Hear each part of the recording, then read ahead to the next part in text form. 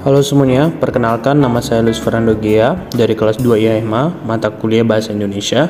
Pada hari ini saya akan mempresentasikan mengenai eksistensi penggunaan aplikasi TikTok pada remaja. Berikut penjelasannya. Masa remaja merupakan masa transisi dari masa kanak-kanak dan masa dewasa.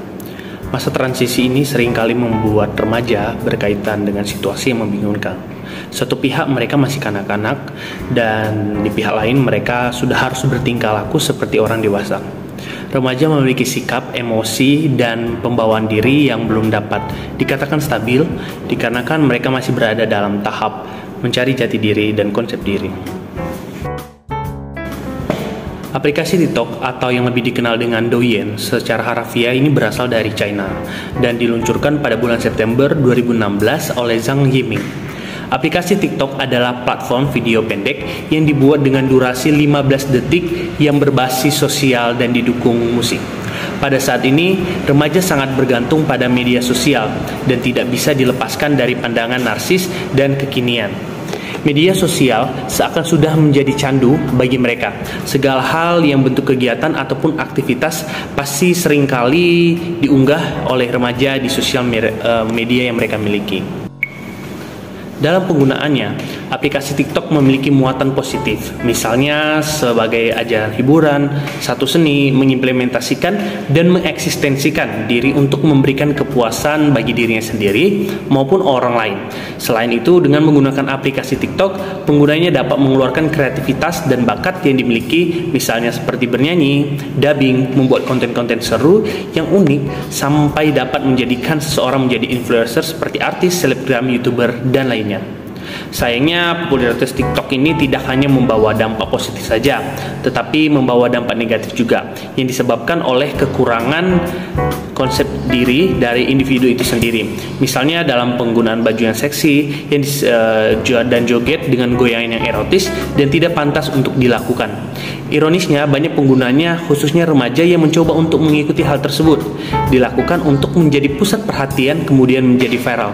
Oleh karena itu, diperlukanlah peranan dan pendampingan dari keluarga dan orang tua dalam penggunaan smartphone dan memberikan pengarahan pada remaja agar dapat menggunakan media sosial, khususnya aplikasi TikTok, dengan baik dan positif.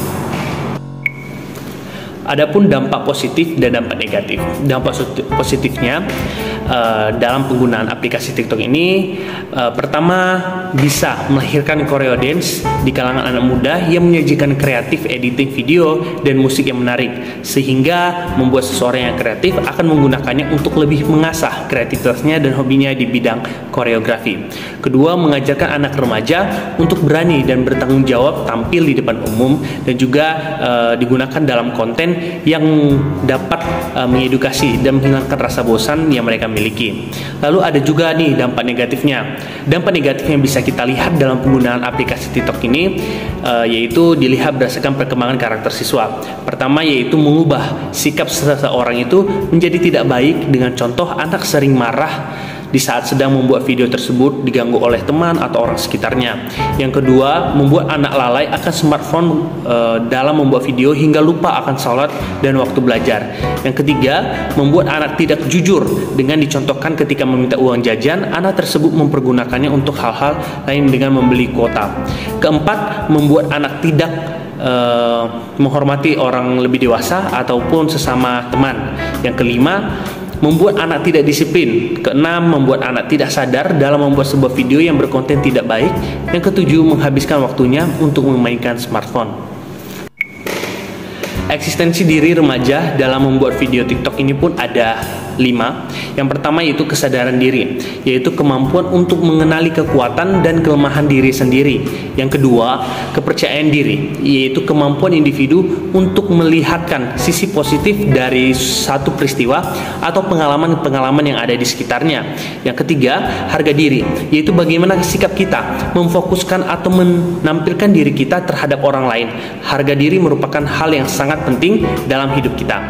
Yang keempat, kesadaran dan mendesak, yaitu kesadaran mengenai pentingnya peranan yang ada dalam diri untuk segera ditampilkan dalam menunjang eksistensi seseorang pasti memiliki kemampuan dan kelebihan dalam hidupnya yang harus ditunjukkan pada publik untuk dapat diakui keberadaannya dan dikenal banyak orang. Kelima, daya tarik pribadi yang dapat mempengaruhi penilaian terhadap dirinya.